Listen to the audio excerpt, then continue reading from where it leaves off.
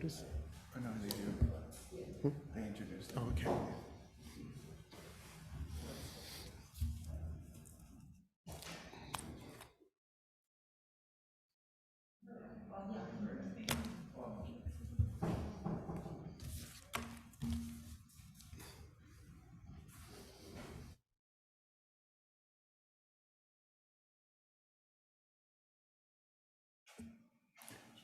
Okay, it's 7 o'clock. I will call to order the Ross ADR November 14th meeting.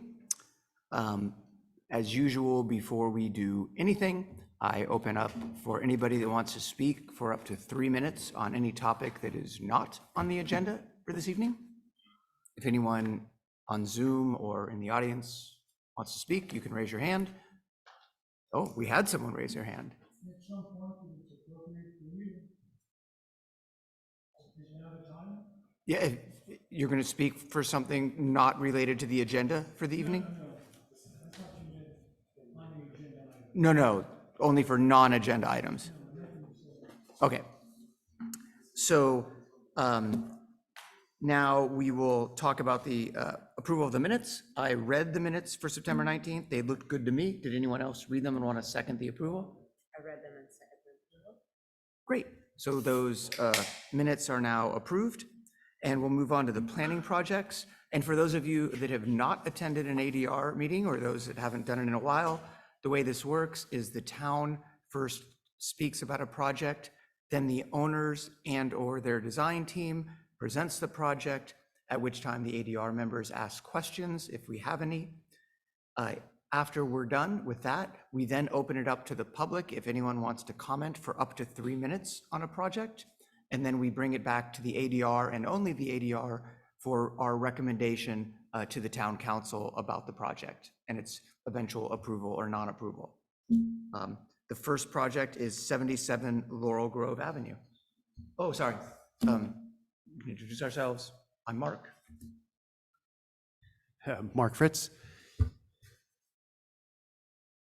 Stephen Sutro. Joey Buckingham. Laura Dewar. And the first agenda item is 77 Laurel Grove Avenue.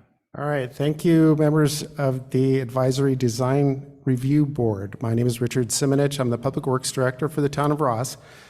Tonight I'm presenting for your consideration a portion of the Laurel Grove Safe Pathway Project's Phase 2B. This is a phase that's coming up hopefully early next year to complete the Safe Pathway project around the corner and get it up past Canyon Boulevard. Part of that project involves some acquisition of property along 77 Laurel Grove frontage, and we'll be cutting into the slope along that property in order to straighten out the alignment of Laurel Grove for that project. So what the trigger tonight for advisory design review and then design review with council is this retaining wall along the frontage of 77 Laurel Grove. It's currently designed to be just about 100 feet long, and the maximum height is about 52 inches above the footing. So that means you'll probably only see less than 4 feet, but our trigger is based on the depth from the top of the footing. Also, what we want to bring for consideration and comment, although it's not actually a part of the advisory design review, is the replacement landscaping that's required for the project. It's less than the amount of landscape square footage that would actually trigger a design review, but I did want to introduce this to the group for their comment. This is subject to change too. We're working with the property owners at 77 Laurel Grove to come up with a satisfactory planting species that's indigenous, both indigenous to the town and Marin County, Ross Valley, and fire safe, and also agreeable to the homeowners of 77 Laurel Grove. So we'll start with the consideration of the proposed retaining wall. You can see its proposed location here. This is going to be within the town's right-of-way. The property line is going to be located about a foot behind the back of wall. So this will be most likely a town-maintained wall. We worked with the residents, homeowners of 77 Laurel Grove to come up with a facade. So it's a reinforced concrete wall, and so we're going to put this decorative facade on the wall, and that's I included that facade in the staff report at the end. And the high point area, if you can see my cursor, the high point of the wall is going to be about here, and it's a very gentle, subtle slope all the way down to about a 1 foot height wall down here at the end. And that's really it. So this is an existing wall. That was a very customized design that we couldn't really match. The homeowners at 77 Laurel Grove didn't really care to match it too much anyway. So, and then you can see kind of, this is the existing landscaping behind the wall. It's kind of, we've removed for our project, we're gonna need to remove a tree and some additional landscaping, leaving this area kind of exposed to the residents where before they had some screening down to the street below. So we're the landscaping that we're proposing is going to add some screening to that. And again, although I do have the landscape plan, some of these species we're still going to change them subject to what the residents at 77 Laurel Grove would like to see. This is kind of the project here up on the screen for the Phase 2B. Phase 2A ended just after Monte Alegre, if you've driven by the project. And so we had to end it there in order to work out the details of the realignment along the frontage of 77 Laurel Grove. And so where my cursor is now, that's where the retaining wall is going in at this cut slope here. We're going to be reworking their driveway as well. We haven't decided on a pattern there yet, but currently it's an exposed aggregate, and we'd like to match that as much as possible. You can see this gray shading here. That's actually the new pavement widening that we're going to be introducing, and it's a good 12 feet here, the driveway, and it kind of tapers down. And then also of importance, and something I'm going to be introducing here in a minute, these dark areas is areas of painted stamped asphalt. And if some of you have driven out there, you've seen it, the Monte Alegre private driveway off of Laurel Grove. We currently, in kind of a last minute decision, we've painted it a safety red. And there was some outcry, I will admit, from the residents who didn't exactly like the idea of having the glaring safety red. Actually, some people have provided me information and said they like it. The police department likes it. I kind of like it, but there's also the color choices that I also like too, and I have to remain neutral anyway. And we'd like you to take a look at those 4 colors that I provided in the staff report. I also have the actual samples here to look at the end of my presentation. I would like to get what the Advisory Design Review Board thinks would be an acceptable color for these pattern asphalt locations.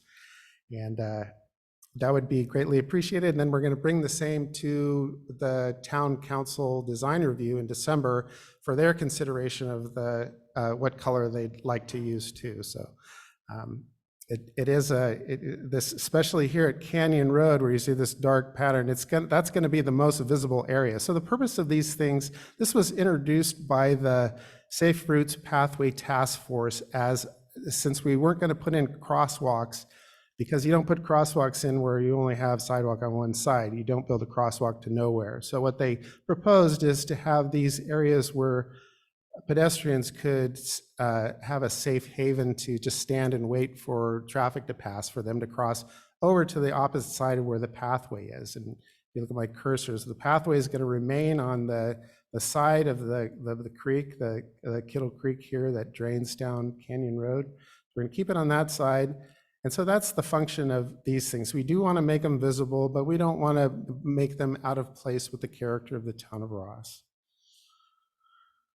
And then these are the 4 choices. That's pretty good coloration of what I have. I'd be happy to bring these up to you for your consideration. So that ends my report, and I'm here to answer any questions or provide these samples for your review. Thank you. Thank you, Richard. Are there any ADR questions? Yeah, Richard, there's a tree on the corner that's, I think it's an elm that extends out over the street of Laurel Grove pretty significantly. It's on that, oh, I guess I would call it the northeast corner. Is that going to be able to remain during the construction of that wall, or will that need to be removed? It's a pretty significant tree, that's why I'm asking. The one at the corner of just after the 77 Laurel Grove driveway, because you're turning up to Canyon? No, it's actually prior to that driveway, I believe. It's on the corner of the driveway and Oh, yes. Laurel Grove. Yeah, those trees are going to remain. It's that we're really only removing the one redwood that's most forward and close to the existing pavement. So those trees got a little bit of trim from the PG&E Vegetation Management Program, and then a couple more you probably noticed on the side slope further down, they got completely removed. Yeah. But the one bay tree is actually aggressively growing back, and we probably within a couple of years, you'll have a bay tree there again. But those trees you're talking about right on the side of the driveway, those are to remain. Thank you. Any other ADR questions? Okay, I can open it up if there's anybody in the audience that would like to speak about this project, either here or online. Please go up to the microphone, and I think you're going to need to turn it on. Oh, yeah. Here's 2 sets. Yeah, let's see. That one? I'll just speak up also. Thank you. Thank you. I'm Barbara Gaffney. I live at 51 Laurel Grove, also known as Monte Alegre. And thank you for addressing the color situation. A number of us were very surprised. There's 7 homes on this particular driveway that we live on. It's a private driveway. We take care of all the expenses, paving, cleaning, everything. And to drive down one morning and see stop, the yellow line going up our driveway, and then this bright red on either side. So thank you, Richard, for saying that color could be changed if it's agreeable with you. Red, I don't know, Laurel Grove has always been sort of a natural, charming road, and suddenly it's become kind of Legoland at our intersection with the yellow and the red and the big stop sign and whatnot. So it was all quite sudden, and I took a reading of the neighbors and gave the color samples to all of our neighbors, 7 neighbors, and it was kind of divided response. 2 families were definitely in favor of a tan color. 2 were in favor of either the tan or the rust. And the rust, as you'll see, it looked brighter on that screen than it does, hopefully, in actuality. And then 1 family was in favor of keeping the red. But just wanted to say that I'm just speaking for the people on Monte Alegre. It just seems very, very bright and maybe a little bit of an overkill as far as color on this sort of apron that comes out. So I think that's it. But thank you for listening. Thank you. Is there anyone else who would like to speak? Oh, Mark, I want to add that the residents at 77 Laurel Grove selected the San Diego buff color as their preference. They'll be right next to Canyon Road. Richard, just a quick question.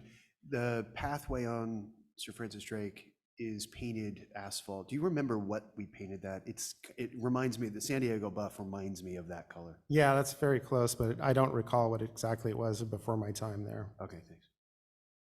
did you want to speak also? Yeah, I'm just going to be really brief. My name is Amy Skewes-Cox, and I'm 45 Laurel Grove on Monte Alegre next to Barbara Gaffney.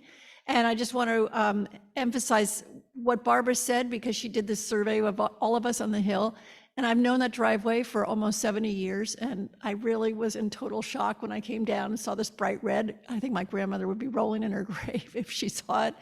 And I just really, really hope that it will be reconsidered in terms of the buff. It's great if we can favor that because there is this wonderful bucolic element of Laurel Grove, and I just hope it can be retained. Thanks.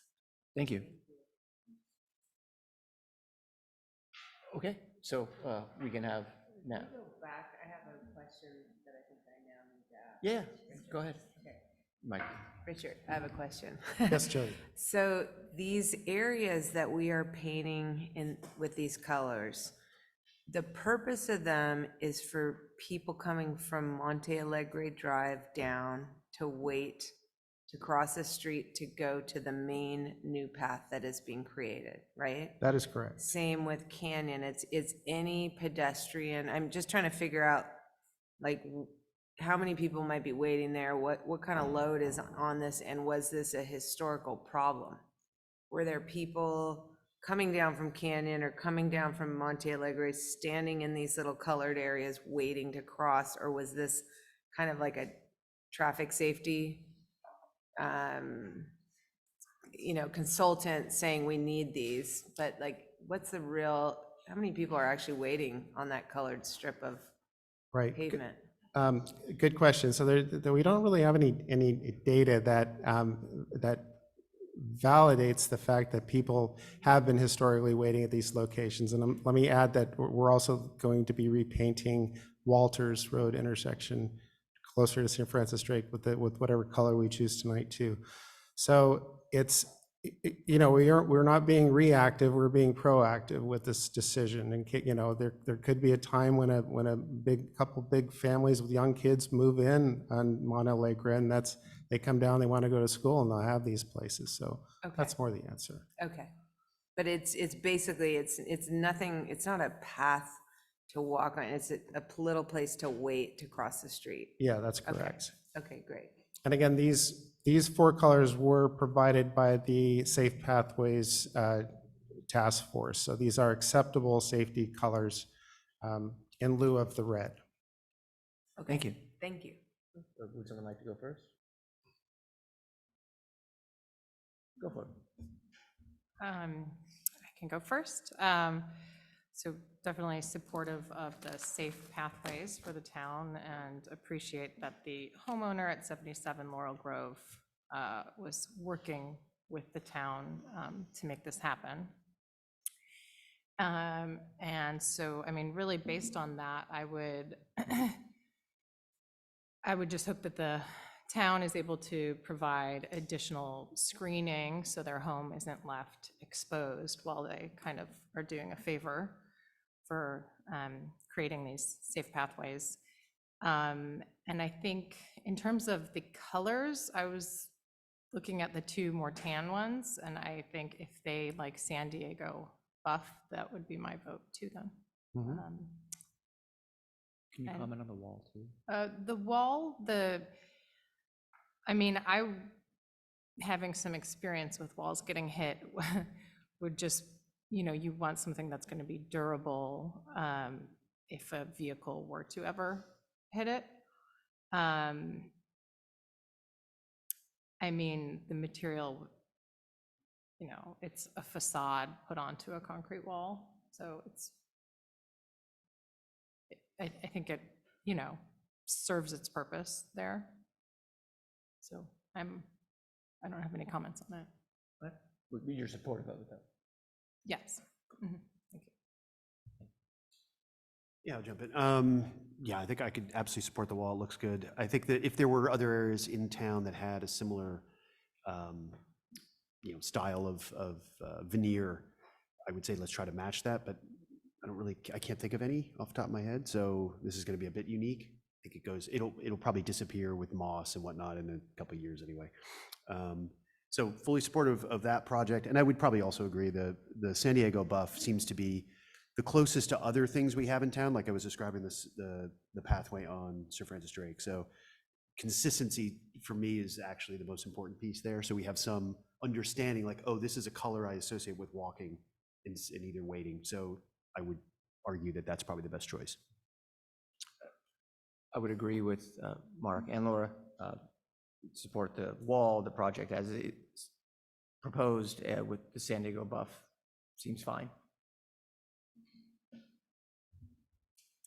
I agree with the others, same findings. I would try to match the wall to the homeowner's wall as best as possible. I just think that would be the most attractive. And the San Diego buff, I agree, is the best. I just think the red might be kind of overkill. I don't think there's that big of a safety issue there with people waiting and crossing the street. It's not like a hurricane shelter or something. So I think that's perfect. And it's nice of those folks to allow the town to use their couple of square feet there to make a safe path. So yes, I'm all for it. I agree. I have nothing to add. I think the buff is a great color, and the wall looks good to me. I would hope the pieces that are used, the veneer has like kind of that L angle pieces, so it looks solid at the top kind of thing, you know, but it looks great. All right, thank you. Thank you, members of the board. So now we can move on to 98 Shady Lane. Oh, Mark's going to recuse himself because he lives too close to that project to comment on it for town policy.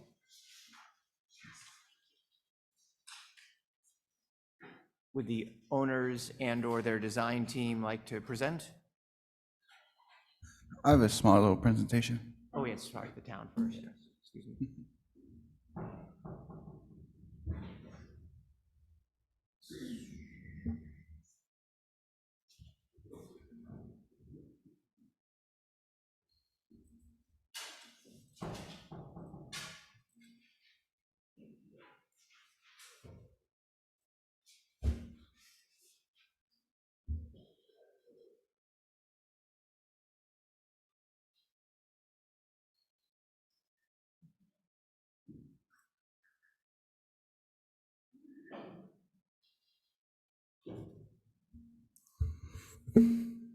Good evening, ADR members. Tonight, the applicant at 98 Shady Lane is requesting approval for design review and a variance. The project involves construction of a new pool and spa in the rear yard. The proposed size of the pool is 12 feet by 22 feet, and the spa is 6 feet by 8 feet. The project includes a pool equipment unit on the north side of the lot. A variance is required to build the pool in the rear yard and the pool equipment in the side yard. Staff requests that the ADR group discusses the merits of the project to provide a formal recommendation to the town council. That's it. Thank you. Thanks, Alex. Oh, would the owner and their design team now like to make the presentation? I believe they're on Zoom.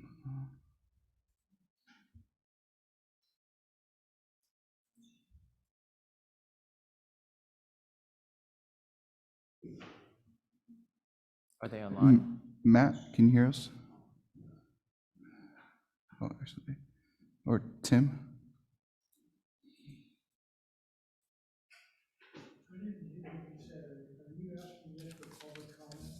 No, for the owners and their design team to present the project. Tim? No, you're fine. Hello? Yeah, can you hear us? Yeah.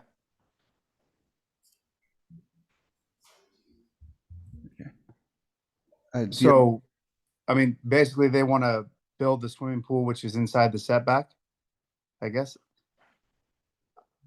So the guy that designed it could not be here tonight. He asked me to step in. I did send an email trying to get a little information. But I'm not sure, you know, I think it's pretty self-explanatory from the plan where they want to put the pool.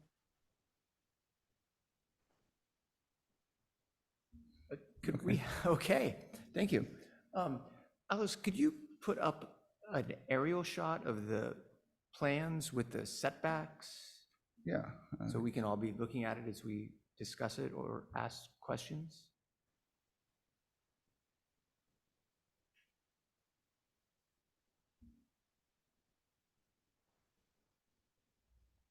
So where on that drawing are the setbacks? Maybe you could zoom into the pool area. It looks pretty small. I mean, it's hard to see.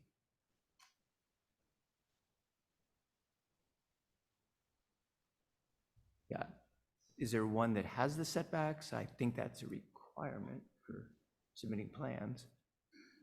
They're not showing the setbacks, but we did look at an older site plan from back in 2011 that shows the setbacks, and that 40 feet setback actually encroaches into the house. Okay, so 100% of it is in the setback. So Exactly. there's no setback lines in the backyard because the whole thing's in the setback. Correct. Okay.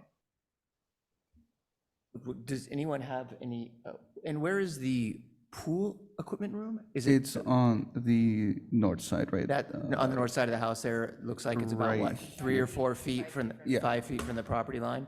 And Correct. is that an enclosed structure, and what is that made of? That would be a good question for, Oh, all right, that's self-explanatory. Perfect. Does anyone here on the ADR have any questions of the design team other than what I just asked? Okay. I just have a question. Has this plan been reviewed with all of the neighbors, specifically the neighbor behind at 83 Sir Francis Drake? There was an email here that came from that gentleman who was behind today. Right. And I don't think he's had an opportunity.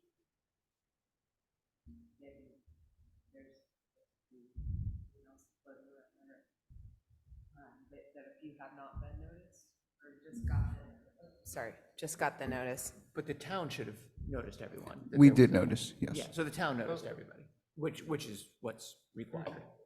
Okay. Well, if we have no questions, then we'll open it up for public comment. So now, anybody who would like to speak or comment about this project from the public can come up to the microphone and comment.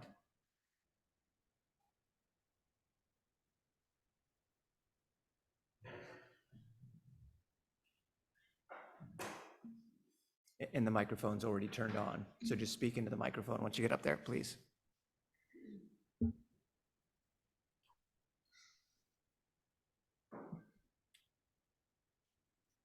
Am I close enough to this? Good. My name's Thomas Burns. I have lived next door at 96 Shady Lane for about the last 50 years. And I know the history of this house very well.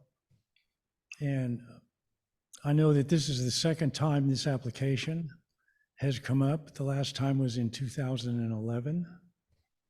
And it went through the design review committee here. And then it went to the city council and it was unanimously turned down. And I wanted to expand your considerations to what led to that happening then. And with respect to neighbors, I was on the council and I was the mayor. And I spent 2 years after I left the council at the request of the council to guide the citizen committee that rewrote the general plan. And I'm pretty familiar. I doubt if it's changed then because that was only about 12, 14 years ago. So in general, 2 categories of issues. One is physical facts about the site. It started out as a small ranch house. Okay, there's 2 general areas then.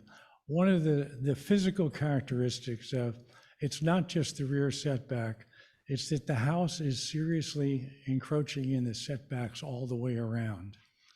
It's 52% impervious, and it's over the FAR and lot coverage by 50%. And the thinking at the time when it was declined was it was already at an overdevelopment stage. And then the second considerations were general plan about the preservation of housing stock and diversity of pricing and avoiding overdevelopment and overintensity and interrupting water flows.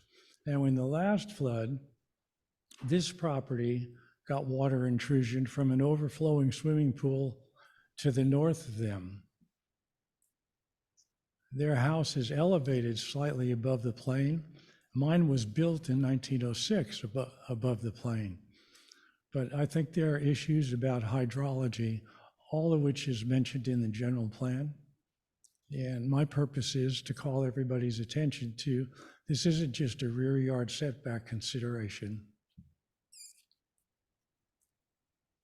And if you want me to put this all down in writing and submit it, so it doesn't use up my 3 minutes, I'll do that.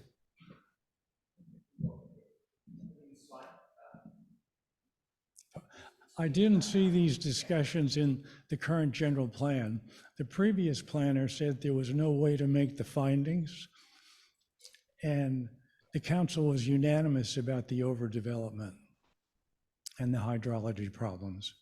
So my purpose is just raise those for consideration and make sure they get some attention. Thank you. Thank you. Would anyone else like to speak about this project? Mr. Fritz. Mark Fritz, I live at 79 Sir Francis Drake, a couple doors down on the opposite side. I would say this actually is the third time this pool has come up in front of the council. It's 2011, 2018, and again now. So I know that the gentleman, Arjuno Farnsworth, who lives behind the home, sent an email. He was unable to attend. It's the proximity of that house is actually the most challenging piece of this particular proposal, in my opinion. They are set extremely far back in their lot, and their rear yard is extremely minimal, which means the pool proposal is essentially on top of their buildable structure. So if you've been in that backyard, you can look straight up into their home. So I think he probably would like the opportunity to share some of his thoughts, but he's not here tonight. But I thought it was important to say we've seen this one multiple times, and for the reasons that my other neighbor has pointed out, probably not an ideal spot for a pool. Thank you. Thank you. Would anyone else like to comment, either in person or at home? Is there anyone raising their hand on Zoom? No raised hands. Okay, we can bring it back to the four of us. Would someone like to go first? Joey? So I just think that this lot doesn't lend itself to a pool. The entire pool is, I mean, there's no setbacks to even put a pool in, and the equipment pad is 5 feet from the property line. I cannot see a place on this lot to actually put a pool, even if there was some sort of variance to give them a bit of a break. I just think it's way too close to the neighbors any way you could imagine it. So I would not support the project as drawn. Thank you. Steve or Laura?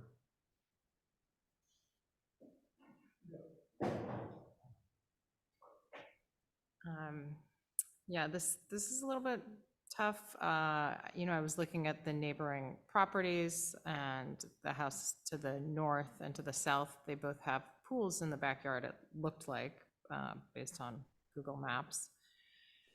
But when I was there, it was the proximity to the house behind at 83 Sir Francis Drake that I was most concerned about, putting a pool 9 feet from the property line when the house is just that close, and the impact it would have on that neighbor.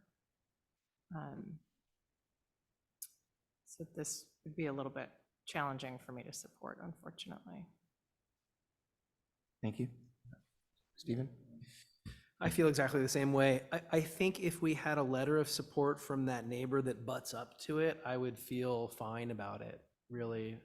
Because both the north and south neighbors have pools, I recognize that their pools are likely more in conformance with side setbacks, but they both break the rear setback, and it's all close quarters back there.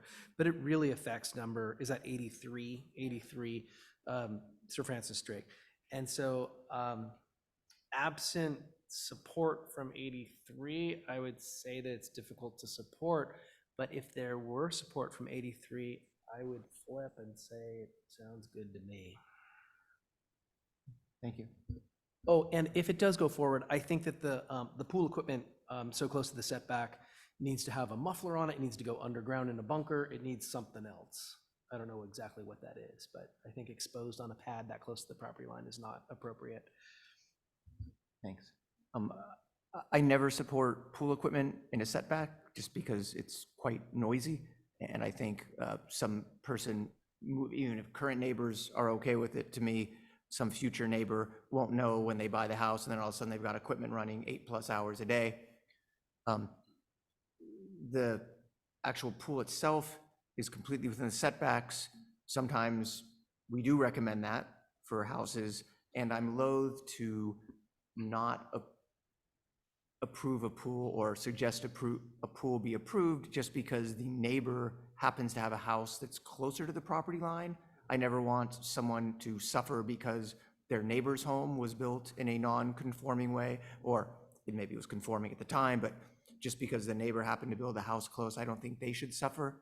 But in this case, they're asking for a variance for it, and so I think it is very hard to support without neighbor support. So I don't recommend it being approved, but if it wasn't in the setbacks, then it would be fine, and I don't think the proximity of their neighbor's house matters. I don't think it matters if that house is 5 feet from the property line or 20 feet from the property line in this particular case. Okay, those were our recommendations. Thank you to everyone who came and spoke and the applicant, and we will now move on to the next item, which is 20 Allen Avenue.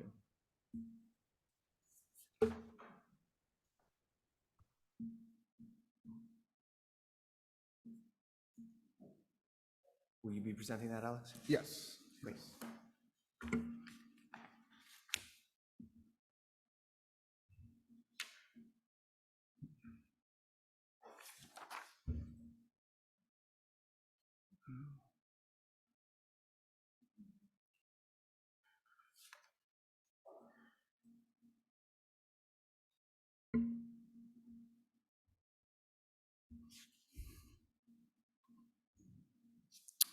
Okay, good evening. The applicant at 20 Allen is requesting approval for a design review to renovate their existing landscape over 2,500 square feet. The project is proposing to install new cobblestone driveway entryway, repair the existing driveway with decomposed granite. The project also includes a new bluestone pathway, a bluestone entry walkway, bluestone patios, and a vegetable garden. A new pool is proposed in the front of the house, measuring 14 feet by 24 feet, and a pool equipment that will be on the west side of the garage. New trees are proposed along the perimeter of the lot. Here it is. And staff requests that the ADR group discuss the merits of the project and provide a formal recommendation to town council. Thank you. Thank you. Would the owners and/or their design team like to come up and present?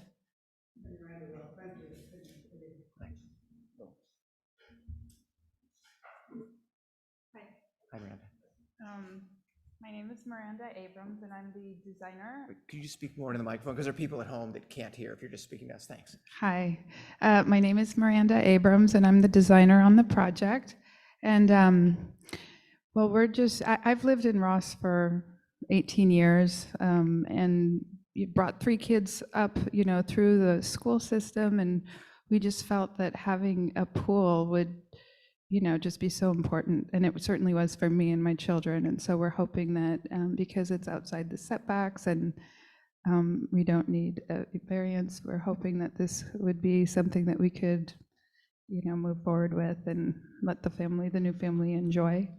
A couple of the things on this project, we've been trying to comply with all the, the new requirements, and so, that would mean artificial grass. And so that's why a lot of the trees that we've chosen, the laurel, the Texas privet, the magnolia, and the ficus, would be to just warm up the entry and also to warm up the grass. And so our landscaper is on Zoom. And so he'll be able to speak to the landscaping, but yeah, we're just wanted to say that. Okay. Thank you. Did the landscaper have any presentation to make, or is he just available for questions? Yeah. Okay. Alex, can you screen share with the? Hi, Matt. Can you? Hi, Matt. Okay. Good evening. I'm Matthew Kennedy. I'm a landscape architect, Costello Kennedy Landscape Architecture here in San Rafael. My apologies for not being able to be in person. I have some personal issues that I have to deal with tomorrow, so unable to be in Ross this afternoon, but I'll do my best to answer any questions. You guys can hear me correctly, is that correct?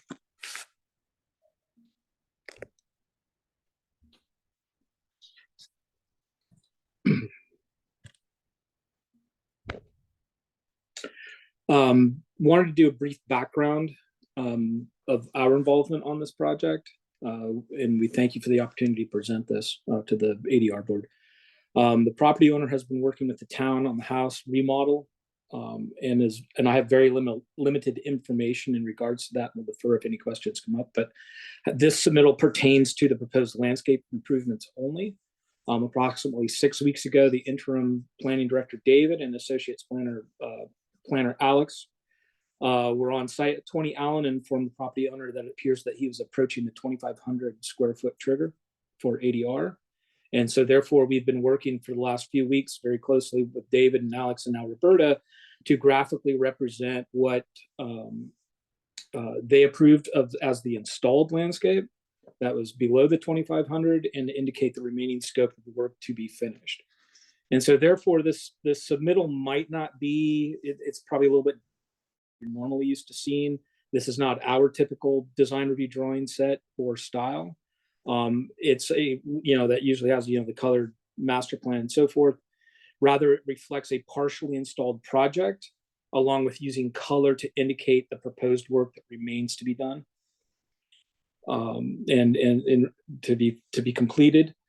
As staff and the neighbors are aware, the owner has included a few changes to the scope of the past couple of weeks.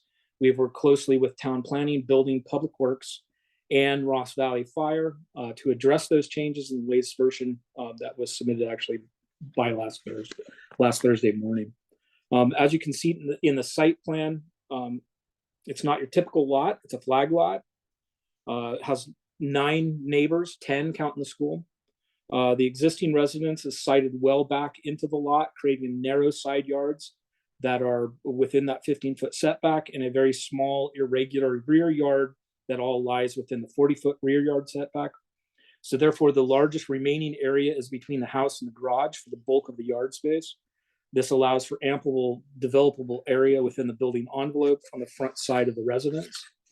If you look at sheet L1, the landscape site plan, you'll notice the proposed scope includes finishing off rear stone patio, stone entry path, relocating the vegetable garden, turf areas, swimming pool, and then to accurately address the driveway that Ross Valley has deemed as an all-service fire access road.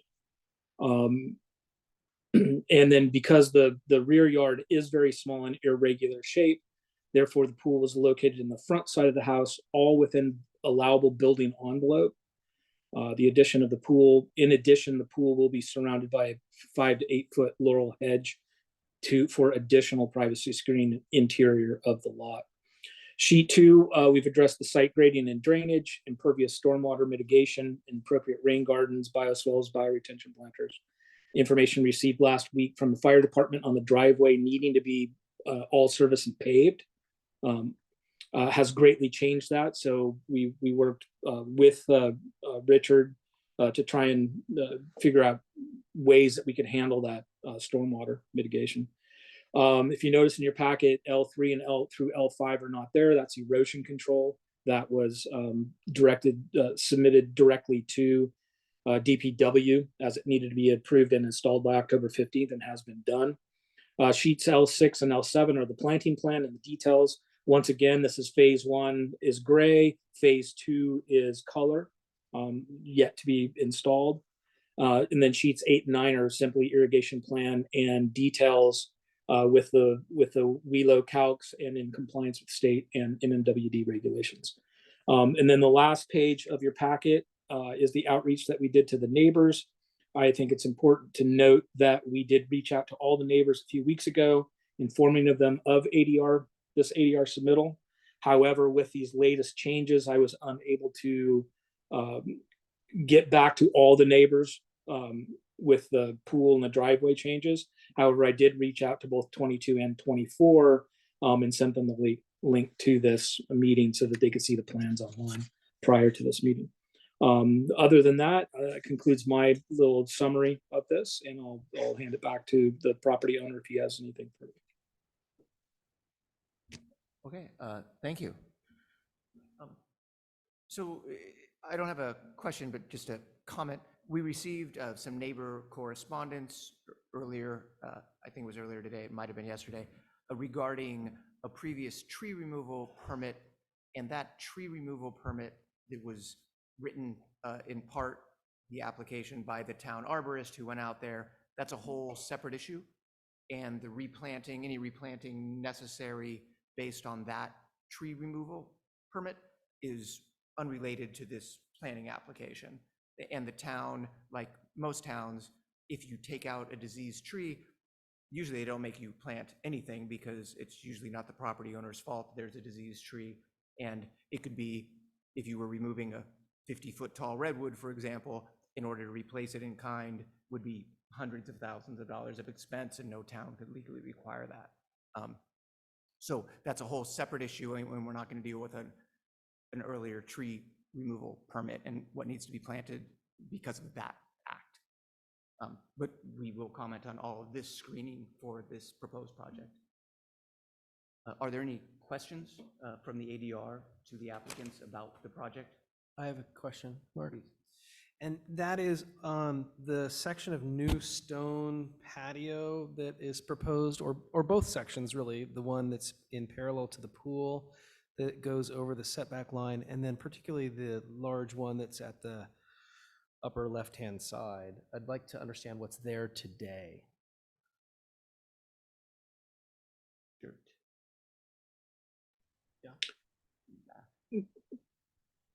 Yeah, I can answer that. Currently, the backyard, the one in the backyard is just gravel. Same with the front yard.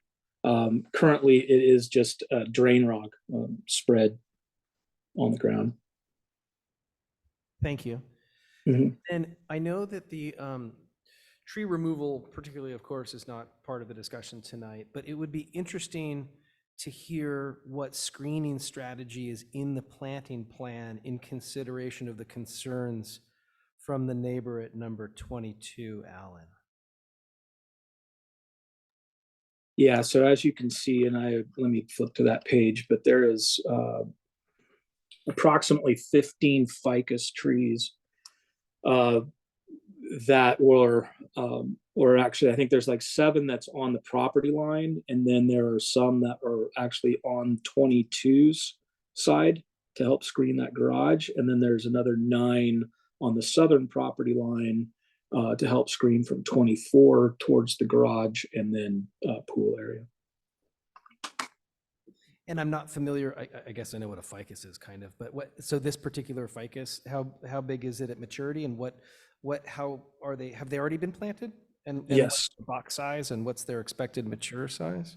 So I believe they were 15 gallon. This is before I got involved with the project, but I believe that they are 15 gallon size planted. They're roughly about 6 to 8 feet in height. They will mature at about 2025, and they are an evergreen. But just to clarify, there's nothing in this landscape project that you're proposing that's built over the height of 3 feet, correct? I mean, just Correct. a pool and some steps. Correct. Yeah, everything is, this is a flat lot. There's 2 foot of elevation change across the entire lot. Nothing will really Yeah. be screened in this project because it's all on the ground. Understand. That's what that was my, Yeah. why I was saying that. Okay, thank you.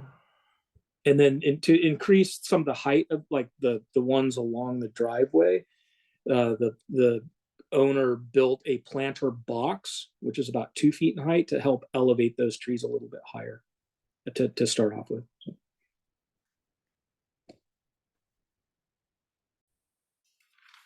Are there any other questions?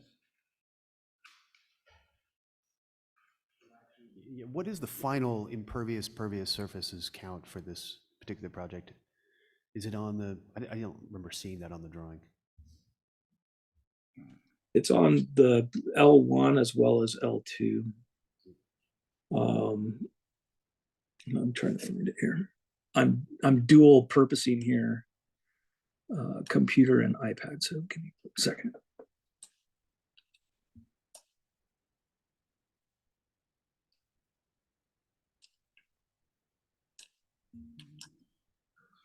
Impervious calc on this, lot size is 15,135. We have a total impervious of just under 8,500, which is a 56%. And then permeable surfaces is a 6,800. The largest portion of the impervious, 6,640 for permeable. The largest piece, we have 3,900 square feet of driveway that has to be impervious because it has to be stabilized decomposed granite for fire access lane. And that was, we had a gravel driveway until last Thursday when RVS PD mandated it to be concrete. Alex, so stabilized decomposed granite is considered impervious? Is that right? I guess I don't know. because it's got oil kind of gooped into the stuff.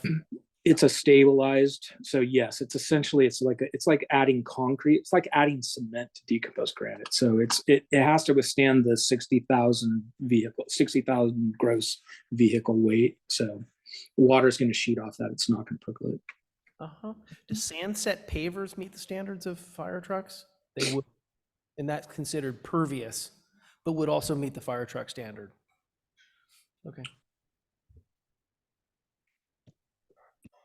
Laura, Joey, you have any questions? Yes, I have a question. I think it's kind of the south edge of the flag, the planting that's proposed along there. There's light green that seems to indicate Vinca minor. And then there's kind of a medium green ball that's euonymus japonicus globes. Is there anything along that property line that's high that would provide screening to the neighbors next door? And behind the garage? Sorry.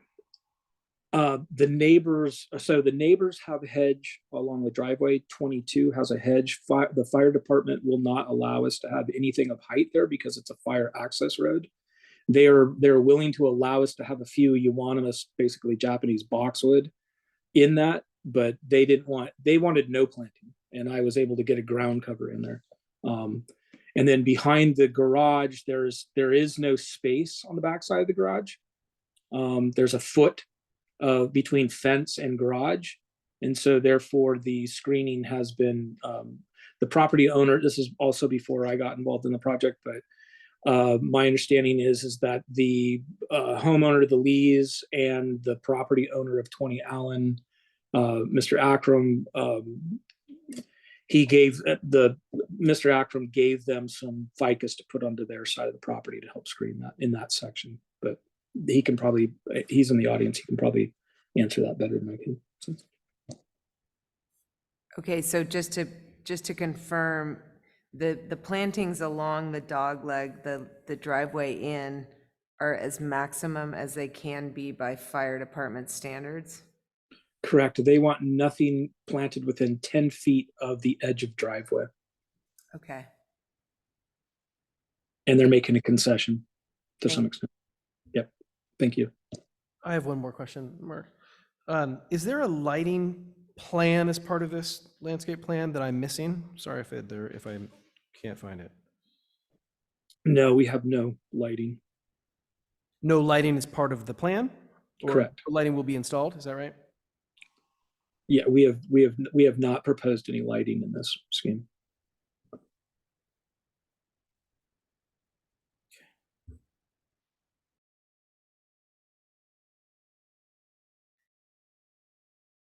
Any other questions? Okay, I'll open it up. If anyone in the audience, either here or online at home, wishes to comment about this project, please raise your hand and can you please come up to the microphones? Thank you.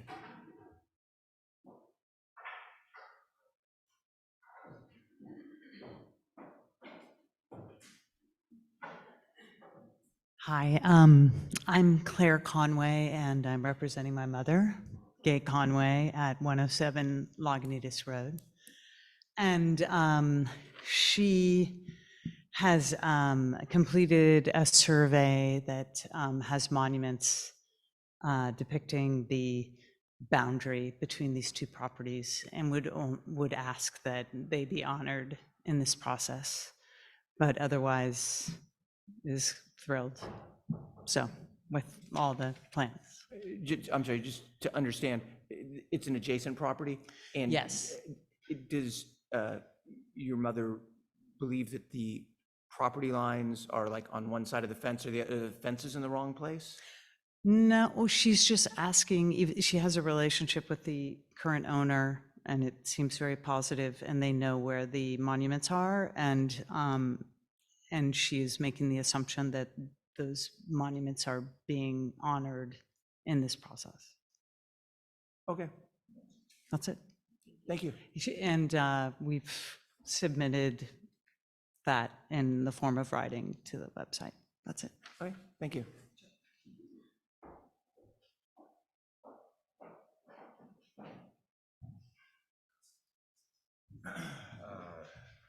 Hi, my name is Spencer Lee. I'm the neighbor at 22 Allen Avenue.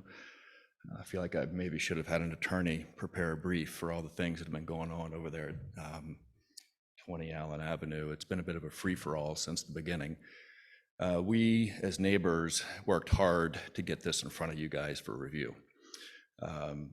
As you all know, there are probably 12 items. I think there are 12 items that, when triggered, call for an ADR review. I think this team violated 6 to 7 of those, or 5 to 6, before we brought it to the attention of the town. Had to send an emergency email basically to the town council asking for help to slow things down so that things could be reviewed in a diligent manner. There was encroachment on my property line, so when I heard this about the monuments, it made me think maybe there's encroachment elsewhere. They did not get a survey. They built first and asked questions later. They were running at 90 miles an hour. So anyway, a little bit of preface just to say that, like, thank you for reviewing this. I am the one that wrote the email about the tree screening. I still have a big giant concern about this. If we don't address it here, I guess I'm curious where we do address this. Is it like a legal challenge or something for the tree permit, or what? Yeah, it would be with the town, because the town issued that with their arborists and the town council and the town staff. It's not a design review, because it's something that's already happened. And it's not that we're approving the tree removal. They were judged by the town arborist from that report to be sick and or needing removal. Right. I guess if you have an outcome and you go shopping for the right person, you can get the answer you need. So Alex, do I contact Anthony on this, or how do we proceed on that? Because I think there needs to be more screening, quite frankly. I mean, I have a NASA satellite dish in my backyard right now that wasn't seen a shred of it before. So I'm not opposed to development. I'm not opposed to many of these things they're trying to do, but I want the screening. So how do we address that? It's really just a town staff issue. You can talk about the tree removal permit. Got it. But I think you sent the tree removal permit to us and what needs to be replaced. So if you feel that so the town issued something to them, which was a legal document for the tree removal, and what needs to be replaced Haven't had any concrete answers. What was approved was, in place of these 70-foot redwoods, was 40 boxwood bushes and 40 privet bushes. Right. So, I mean, that sounds outlandish, right? I mean, but because that's it's supposed to be not trees, a not bushes. design review. Gotcha. Fair enough. Okay, so If you have a problem with the tree removal permit, you need to talk to the town staff. Okay. Because that's not something that we're involved in. Gotcha. Fair enough. So I would say I'm opposed to the pool, if that's under review. Exactly. Yep. The pool, the for a num- patios, the lawn, all that stuff. Not the patio, the lawn, not anything else other than the pool and the pool equipment. I think it's going to be noisy. I think there's ultimately going to be lighting involved, as one of the members here brought up, and that hasn't been addressed. It was also a bit of a bait and switch, like that outreach that was mentioned earlier. The pool is not in the plans, I think, as the landscaper mentioned, but all the approvals there should be subject to proper plans, and those were not provided to anybody until very late notice. So the yeses that you see on this document were all predicated on no pool. Okay, Guess that's all I've got. thank you. Yep. And Alex, just to confirm, so the neighbors were, oh, I'm sorry, I'm asking Alex. The neighbors were all notified of the project from the town, but some of them might have thought it was a different project because the project has changed since they were notified, or since they saw plans, then they were notified, but maybe the plans changed Yes, prior to them being notified. correct. The plans changed a couple of days before the notices were sent out. The owner wanted it to, Okay. was proposing a pool a couple of days before the notice Okay. went out, and The notice to the neighbors did not have the pool in it. yeah, when the owner went out to do the outreach, the pool was not there. Okay. We knew about the pool a couple of days before the noticing. So the plans that were shared in the outreach do not include a pool. However, the notice that was mailed to the property owners within the 300-foot radius does include the pool in the description, but that's not, that might not have been the plans they saw. Got it. Okay. So they were notified of the pool, but the plans they saw and any approval they gave based on the prior plans are not encompassing the pool. Okay, thank you. Is there anyone else in the audience or at home that would like to comment on this project?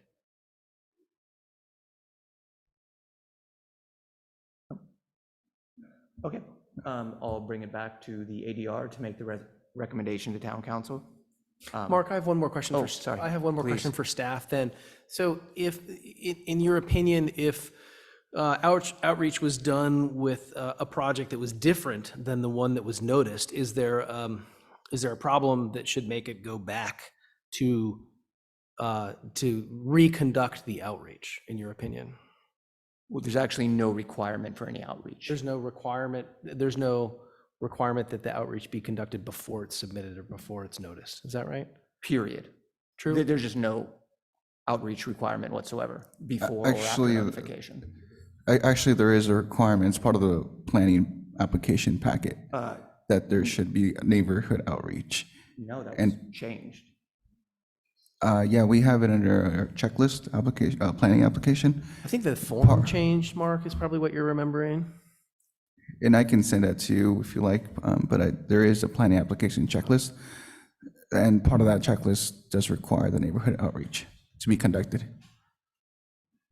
With the project that you are actually going to design review for. Correct. Yeah. Do I have any time left? You can speak. I simply just wanted to say that, there are at least 4 neighbors that are in opposition to the pool. I think you guys have another email. It might be slightly tardy, but it arrived in the inbox just before the meeting this evening. And this neighbor here, I'll let her speak for herself, but I suspect she's not in favor of the pool. And then what are the Loonings? What's their address? 24. Yeah, they're absolutely not in favor of the pool. So, yeah. So for what it's worth, I mean, I don't speak for everybody. I just kind of wanted to highlight it because I do know that they're in strong opposition. All right, thank you.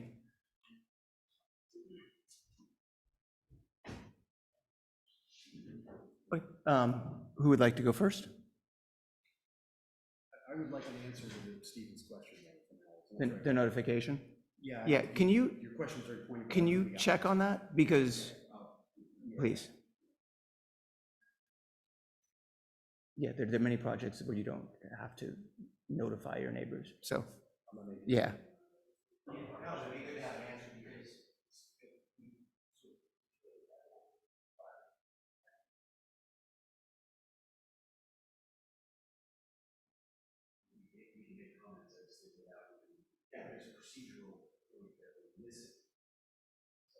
if there's actually a procedure that says you have to do outreach with the plans you're proposing, that would be an important component for us to know. Exactly, yeah.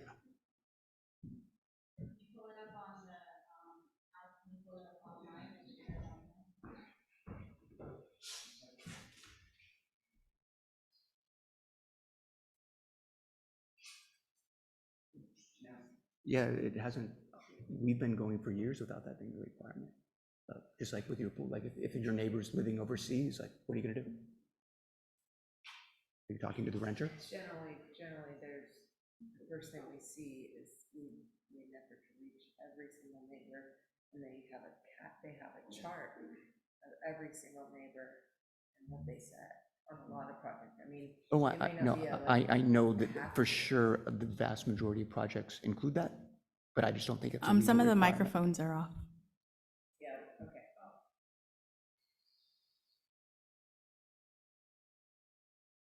I mean, if that's true, there's been dozens of projects that come through where they haven't talked to all neighbors. And it hasn't been, like, I'll say, I think the challenge of this one is that the neighbors were shown something different, and they documented their, the fact that it's been passed by them, and now the project has changed substantially. That's, I think, where the slightly different experience is. I don't know whether it's going to warrant. And number changes 20, or not. let me zoom in. so this is, sorry, and these are all requirements. Not all of them. If I go up, give you 1 second. So, okay, so, oh, wait, no, go back to where you just were. That's required. Hold on. Just a Actually, description of the outrage doesn't mean. I don't think there is, hold on, can we go back to there? So we can read that? Yeah.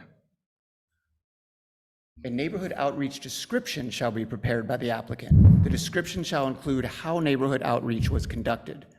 Dates neighbors were contacted, any meetings held, and specific concerns. So you need to say what you did, but you don't actually need to do anything. You don't have to have any conversations with any neighbors. You need to prepare a document saying what you did or didn't do. Doesn't the document have to, doesn't the outreach have to have the actual correct project that you are proposing, at least that? Not if you elected to not do an outreach. Yeah. Well, what if you elected to do outreach and then you didn't say what you're doing? Well, it says there needs to be a document. So do you have that document? Yeah, it was part of the packet. I don't have the packet in Well, why front don't of we me. see what the document says? Yeah. The reason I asked is that if we feel that like there's something that was required that wasn't fulfilled, and the neighbors feel like they really didn't get proper notice, then this item should be continued. And if it's true that it's not a requirement at all, then it's just, they weren't required Yeah, to I do think the something. requirement is just they prepare a document. It Because your describes- document could say, we didn't talk to anybody. It certainly seems like that in reading the code. Yeah, because I know we took that out because it's very hard to make that legal requirement on property owners. Like when you have 11 neighbors contiguous like I do, but some people might not even live there anymore. They could live out of the country. I understand. Yep. So did they even submit a document saying that they did something? Yeah, can we see the Because document? that is a requirement. Right, yeah, the document's the requirement. Yep, they have to Yeah, submit that. it's the last page in the packet, Yeah, I it's the think. last But page. I think what the neighbors were pointing out is they gave their support based on one plan that didn't show the pool, and now there's a pool there, and now they might not all be supportive. Well, here's what I think Right. we should do. I think we should just assume that all the neighbors that saw plans saw something different than what we're seeing. So we should judge the plans on the actual plans that we're seeing and just assume the neighbors, some of them are opposed, some of them might not be opposed. And regardless, we should just comment on the design of the project regardless of, and just assume that any approval we saw is not approval of these plans. And you can assume they're all opposed if you wish, but either way, we should probably just comment on the plans because they didn't need to notify anyone anyway.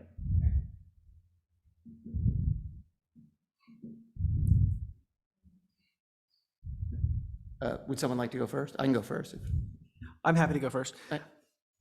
I'm happy to go first. Please. But I do think that if, neighbors can miss the notification from the town, and if they were showed plans that don't represent the plan, I think the item should be continued. That's what I think. But if you want to talk about the project, Mark, I'll lend my comments to the project. Yeah, because the people will also be notified prior to it going to town council. Fair? Yep, Yeah. I think that's fair to say.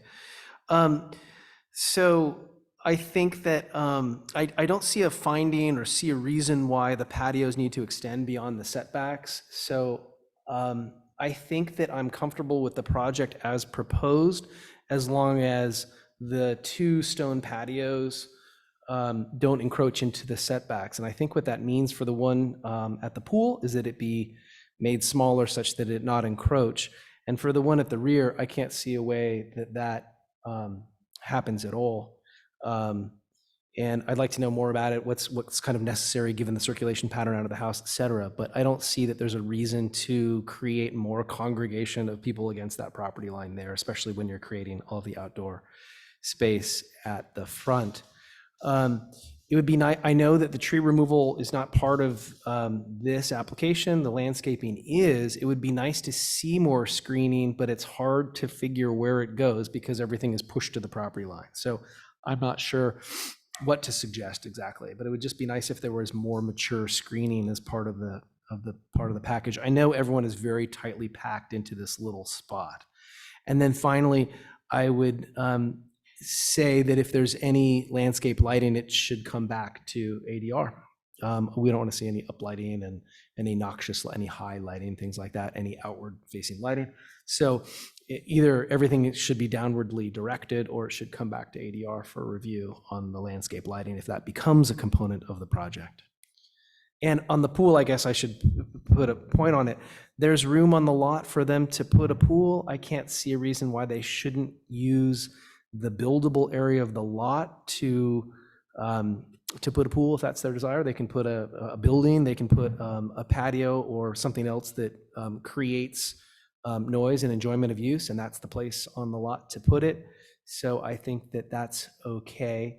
And for the pool equipment, it's in the setback or within the buildable area, so I think that's a fine location. But again, because things are so tight, it would be great if it was screened with a muffler, that kind of thing. That's all. Do you mean, just so I'm clear, like an encasement, some kind of encasement? Enclosure. Right. Sound right. Yes, exactly. Yeah, okay. Sound right. Yep. Okay. I would agree with everything Stephen said on the patios being drawn back, the screening being increased, and if the patios are moved back per Stephen's suggestion that I agree with, then there would be more room for screening. And certainly, I understand from the neighbors, the great picture he showed, the lack of privacy now relative to before, but I always believe that both neighbors have 50% of the screening obligation between lots, and I think they can both plant taller hedges and or trees, just because historically one person had done 80 to 100% of the screening doesn't mean they're obligated to do that forever. So I think they should both be planting hedges if they're concerned about the privacy. I would like to see some more mature screening, as Stephen said. I agree it should come back to ADR if there's going to be any lighting, because it's not part of the current project. I'm fine with the pool because it's not in the setbacks at all. And I also agree with the sound enclosure for the pool equipment. And as far as the pool being in the front yard, there's countless examples around Ross on Lagunitas and Laurel Grove and other homes that I know and have been to that have pools in the front that are set back from the road quite a ways, some that aren't set back nearly this far, so I'm fine with the pool being in the front yard.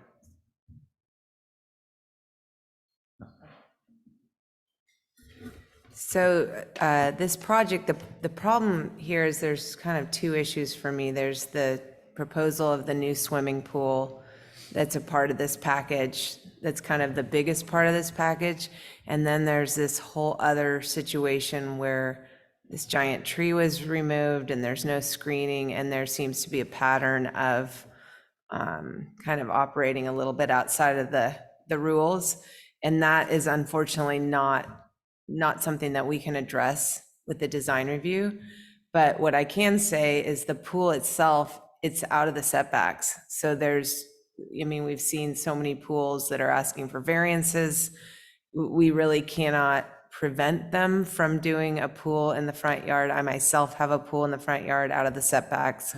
The location, there's nowhere else to put it, but the problem is with these applicants is that there seems to be a lot of mistrust around how things have been handled, planting, screening, applications, permits, things like that. So it's, you know, I can say I support the pool where it's drawn, but that the town council and the town really has to keep an eye that things are done in a manner that follows all the rules. I think the pool equipment enclosure needs to be sound rated. It's also out of the setback. It's in a good location to shield it from the neighbors. I'm wondering if, I mean, this is outside of my purview, but I'm wondering if some sort of a deal can be made where the applicants fund screening on the other side of the garage for the property that they have affected most seriously by removing that tree and removing the screening. That's the only thing I could think that would make it any better. Also, if any lighting happens, it needs to come back before us. All the stone patios need to be pulled out of the setbacks. And I would suggest that a pervious material be required for the driveway, something that would satisfy the fire department and be pervious. Those are my comments. Thanks. Yeah, I concur with Joey's comments. I think that the main points have been hit. I don't need to reiterate them. So I would concur with everything that Joey and Stephen actually have said at this point. So double down on this. Yeah, at this point, I don't have any additional comments. I'm in support of what you guys were saying, though. All right. Thank you. All right, well, thank you to everyone who has spoken and presented. We will now move on to information and discussion. Is there anything to do administratively? So one of the items we did want to talk about is the next meeting, which is December 19th. I know for this month, it was moved to the week before since the 19th falls on the week of the holidays. And so just wanted to check with the group on availability and whether you'd want to move the December meeting. I personally will be here on the 19th. I'm here, so it doesn't matter to me. Okay. Let's do it when we can all be.